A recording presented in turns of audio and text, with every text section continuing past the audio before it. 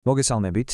დღეს მინდა ერთად შევღრმავდეთ მე-20 საუკუნის ალბათ ერთ-ერთ ყველაზე მძიმე, მაგრამ ამავდროულად ყველაზე იმედიან ნაშრომს ვიქტორ ფრანკლის ადამიანის მიერ საზრისის ძიებას.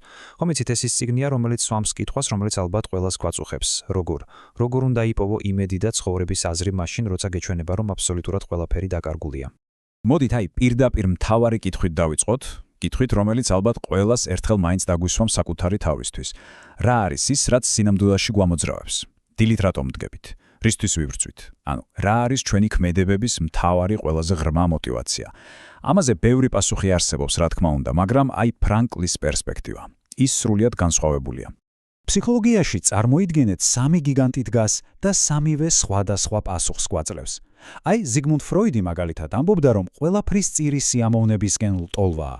მისი მოსწავლე ალფრედ ადლერი არ ეთანხმებოდა და ამტკიცებდა, რომ არა, ჩვენი მთავარი მამოძრავებელი ძალაუფლების სურვილია. და აქ შემოდის ვიქტორ ფრანკლი და გვთავაზობს მესამე, სრულიად სხვა გზას. ის ამბობს, რომ არც სიამოვნება და არც ძალაუფლება, ადამიანის ყველაზე ფუნდამენტური მოთხოვნილება, მისი მთავარი ძიება, ეს საზრისის პოვნაა. სწორედ ეს საზრისის ნება, როგორც ის უწოდებდა, არის მისი მთელი ფილოსოფიის ქვაკუთხედი. მაგრამ ის რა არის ყველაზე მთავარი? ის, რაც ფრანკლის თეორიას უბრალოდ აკადემიური იდეისგან, რაღაც ბევრად უფრო მეტად აქცევს. ეს მისი წარმოშობაა.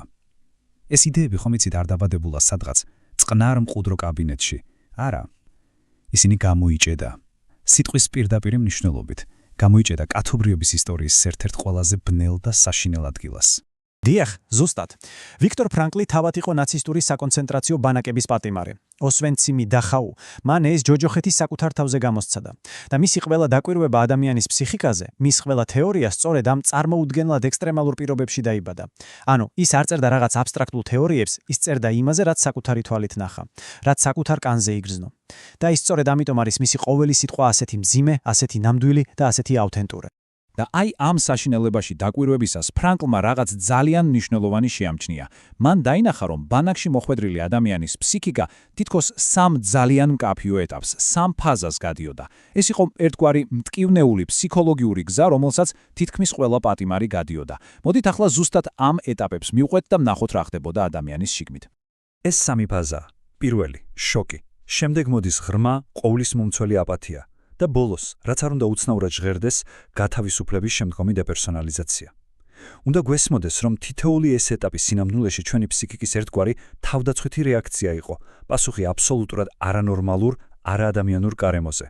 დავიწყოთ პირველი ფაზით, შოკი. წარმოიდგინეთ, ადამიანი ხვდება ამ კოშმარში. პირველი რეაქცია, რა თქმა უნდა, ტოტალური შოკი და უარყოფაა. და აქ ფრანკლი აღწერს ძალიან საინტერესო ფსიქოლოგიურ მექანიზმს, რომელსაც ის შეწყალების ილუზიას არქმევს. მაშინაც კი, როცა ადამიანი გაზის კამერისკენ მიყავთ, მის გონებაში ბოლო წამამდე ცხოვრობს რაღაც ირაციონალური სასოწარკვეთილი იმედი, რომ ახლა ბოლო წამს რაღაც მოხდება და ის გადარჩება. ეს არის ფაქტობრივად გონების უკანასკნელი მცდელობა, რომ როგორმე თავი დაიცვას იმ წარმოუდგენელი საშინელებისგან, რის წინაშეც დგას. მაგრამ შოკი დიდხანს ვერ გაგრძელდება და მის შემდეგ დგება მეორე ბევრად უფრო ხანგრძლივი ფაზა, აპათია. ფრანკლი ამას ფაქტობრივად ემოციურ სიკვდილს უწოდებს.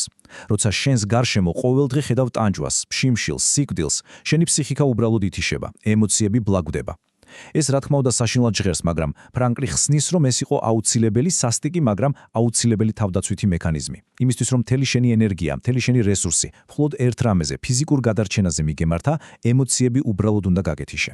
და მივედით ყველაზე უცნაურ და ალბათ ყველაზე პარადოქსულ მესამე ფაზამდე. ეს ფაზა იწყება გათავისუფლების შემდეგ. ლოგიკურად რას ველოდებით? ეიფორიას, ბედნიერებას, სიხარულს, ხო? მაგრამ არა. პირიქით, ყოფილი პატიმრების უმრავლესობა განიცდიდა იმას, რასაც ფრანკლი დეპერსონალიზაციას უწოდებს. ისეთი შეგრძნება, თითქოს ეს ყველაფერი შენ არ გემართება, თითქოს სიზმარში ხარ. მათ ფაქტობრივად თავიდან უნდა ესწავლათ რა არის სიხარული. და ეს, იცით, ძალიან ღრმად გვაჩვენებს თუ რა საშინელ კვალს ტოვებს ადამიანის სულზე, არა მხოლოდ ფიზიკური ტანჯვა, არამედ აზრისა და ადამიანურობის დაკარგვა. ხოდა, სწორედ ამ ჯოჯოხეთურმა გამოცდილებამ, ამ ღრმა დაკვირვებებმა დაუდო საფუძველი იმას, რაც ფრანკლის ცხოვრების მთავარ საქმედ იქცა. მან შექმნა ფსიქოთერაპიის სრულიად ახალი სკოლა. ასე რომ მოდით ახლა ტანჯვის ამ მძიმე ანალიზიდან გადავიდეთ გამოსავლის ძიებაზე. ვნახოთ რა არის ლოგოთერაპია. ლოგოთერაპია. ლოგოს ბერძნულად საზრისს ნიშნავს. ეს არის საზრისის თერაპია. ის ცნობილია როგორც ვენის ფსიქოთერაპიის მესამე სკოლა, ფროიდისა და ადლერის შემდეგ. და მთავარი განსხვავება რა არის, იცით? თუ ფროიდი და ადლერი ძირითადად წარსულში იქექებოდნენ, ეძებდნენ პრობლემის სათავეს ბავშვების ტრაუმებში, ფრანკლი ამბობს, რომ მთავარია მომავალი.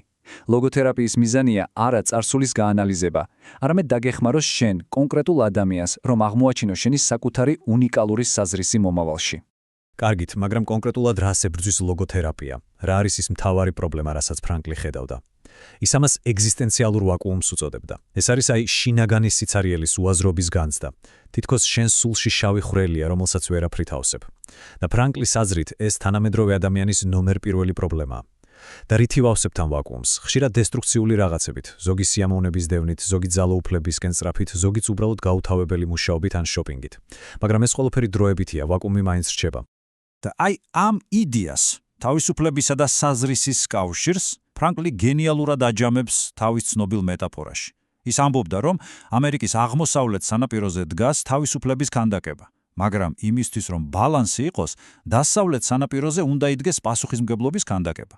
ანუ, თავისუფლება პასუხისმგებლობის გარეშე მისი აზრით უბრალოდ ხაოსში გადადის.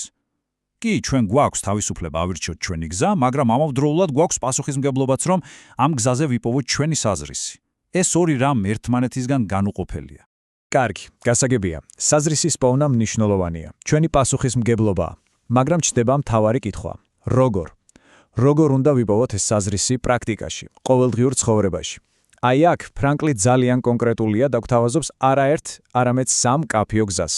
ეს სამი გზაა. პირველი რაღაცის შექმით ან საქმის კეთებით. ანუ როცა შენ რაღაცას აძლევს სამყაროს. მეორე გზა პირიქითაა, როცა რაღაცას იღებს სამყაროსგან. განიცდი, იქნება ეს სიყვარული თუ სილამაზე. და მესამე, ყველაზე რთული გზა იმ დამოკიდებულებით, რომელსაც ვირჩევთ გარდაუვალი ტანჯვის პირისპირ. მოდით ახლა თითოეულ მათგანს ცოტა უფრო დეტალურად შევხედოთ. პირველი გზა, შემოქმედებითი გზა. ეს არის საზრისის პოვნა იმაში, რასაც ვაკეთებთ. ეს შეიძლება იყოს შენი სამსახური, რაღაც პროექტი, რომელზეც მუშაობ, ხელოვნების ნიმუში, რომელსაც ქმნი, ან თუნდაც ბავშვის აღზრდა. მთავარი იდეა ისაა, რომ როდესაც შენ სამყაროს რაღაცას აძლევ, რაღაცას ტოვებ შენ შემდეგ, ხედავ შენი შრომის კონკრეტულ შედეგს, ეს შენს ცხოვრებას აძლევს წონას, აზრს, მყარს საყრდენს. მეორე გზა, როგორც თქვი, პირველის საპირისპიროა, ეს არის განცდის გზა. აქ ჩვენ საზრისს პოვლობთ არა იმაში, რასაც ვაძლევთ, არამედ იმაში, რასაც ვიღებთ სამყაროსგან. ეს შეიძლება იყოს მზის ჩასვლის ყურება, საყვარელი მუსიკის მოსმენა, მაგრამ ფრანკლისთვის ამ გზის მწვერვალი, რა თქმა უნდა, სიყვარულია. სხვა ადამიანის სიყვარული. ის ამბობდა, რომ სიყვარული ერთადერთი გზაა, რომ ბოლომდე შეიცნოს სხვა ადამიანის პიროვნება, მისი არსი და სწორედ ამ შეცნობაში დაინახო უდიდესი საზრისი. და ბოლოს, მესამე გზა, ალბათ ყველაზე რთული, მაგრამ ყველაზე ღრმა და ძლიერი. ეს არის დამოკიდებულების გზა. რა ხდება მაშინ, როცა დგები ისეთი რამის წინაშე, რასაც ვერ ცვლი? მაგალითად, განუკურნებელი დაავადება, საყვარელი ადამიანის დაკარგვა, ან თუნდაც ის, რასაც თავად ფრანკლი გადიოდა ბანაკში. გარემოებებს ვერ ცვლი, ხო? მაგრამ ფრანკლი ამბობს, რომ შენ მაინც გრჩება ერთი, უკანასკნელი ადამიანური თავისუფლება. თავისუფლება აირჩიო შენი დამოკიდებულება ამ ტანჯვის მიმართ. და სწორედ ამ არჩევანში, ამ ღირსეულად ტანჯვის უნარში, შეიძლება დაიმალოს ყველაზე დიდი საზრისი. აი ეს ყველაფერი, ტანჯვის ანალიზის, საზრისის ძიების გზები, ფრანკლს მიყვავს ერთ ძალიან ძლიერ შემაჯამებელ კონცეფციამდე. ეს არის იდეა, რომელიც გვაძლევს იმედის საფუძველს მიუხედავად ცხოვრების ყველა გარდაუვალი სირთულისა და ტრაგედიისა. ამ კონცეფციას ის ტრაგიკულ ოპტიმიზმს უწოდებს. ყურადღება მიაქციეთ, ეს არ არის ბრმა ნაიური ოპტიმიზმი. ეს არ ნიშნავს, რომ თავი მოვიტყუოთ და ვთქვათ, რომ ყველაფერი კარგადაა. არა. პირიქით, ეს არის უნარი, თვალი გაუსწოროთ ცხოვრების ტრაგიკულ ტრიადას, როგორც ფრანკლი ეძახდა, ტკივილს, დანაშაულს და სიკვდილს, რაც გარდაუვალია. და ამ ყველაფრის მიუხედავად მაინც თქვა, დიახ ცხოვრებას. ეს არის უნარი, რომ ტრაგედიასაც კი მიანიჭო აზრი და სწორედ ტანჯვაში აღმოაჩინო ადამიანური პოტენციალი. და აი აქ მივდივართ იმ ერთ ფრაზამდე, რომელიც ალბათ მთელი ამ ფილოსოფიის გულია, მისი კვინტესენცია. ეს სინამდვილეში ნიცშეს სიტყვებია, მაგრამ ფრანკლმა ის თავისი თეორიის დევიზად აქცია. მას, ვისაც აქვს, რატომ იცხოვლოს, გაუძლებს თითქმის ნებისმიერ როგორს. დაფიქრდით აბა, ამ ერთ წინადადებაშია თავმოყრილი, ფაქტობრივად ყველაფერი, რაზეც აქამდე ვისაუბრეთ. თუ შენ გაქვს მიზამი, თუ გაქვს საზრისი, შენ შეძლებ გაუძლო ნებისმიერ სირთულეს, ნებისმიერ ტანჯვას. ასე რომ საბოლოო ჯამში რას გვასწავლის ფრანკლი? ის გვასწავლის, რომ გადარჩენისთვის და ზოგადად სრულფასოვანი ცხოვრებისთვის მთავარი ფიზიკური ძალა კი არა, შინაგანი სულიერი სიმტკიცე და მკაფიო ხედვა. სწორედ ეს ხედვა, ეს საზრისი გვაძლევს ძალას. და ამიტომ მინდა ეს ჩვენი საუბარი დავასრულო იმ კითხვით, რომელსაც ფრანკლი თითოეულ ჩვენგანს გვისვამს და რომელიც ალბათ ყველაზე მნიშვნელოვანია. რა არის თქვენი რატომ?